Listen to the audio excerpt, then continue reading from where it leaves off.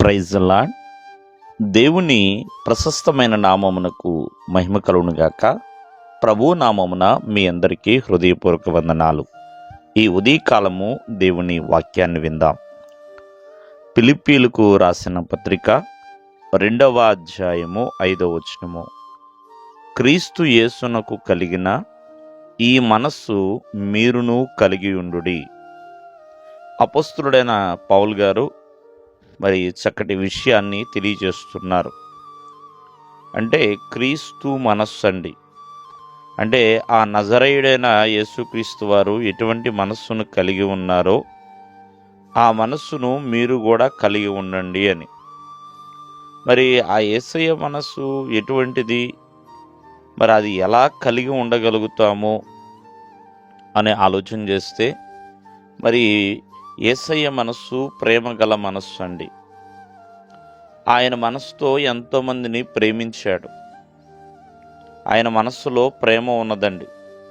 శత్రువునైనా ప్రేమించాడు, తనకి ద్రోహం చేసిన వారినైనా ఆయన ప్రేమించాడు. ప్రేమిన వల్లరా ఆయన మీద ఆయన ఎవరిని కూడా ప్రతీకారము తీర్చుకోవాలనో ఎప్పుడు కూడా చూడనగాక చూడలేదు.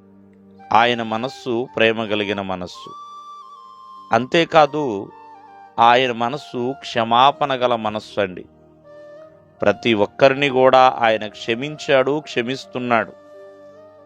ఎవరైతే యేసుక్రీస్తుని ప్రభు అని రక్షకుడని అంగీకరిస్తారో వారందరినీ కూడా ఆయన క్షమించువాడు. ప్రతి ఒక్కరి పాపముల నుండి ఆయన విడిపించువాడండి.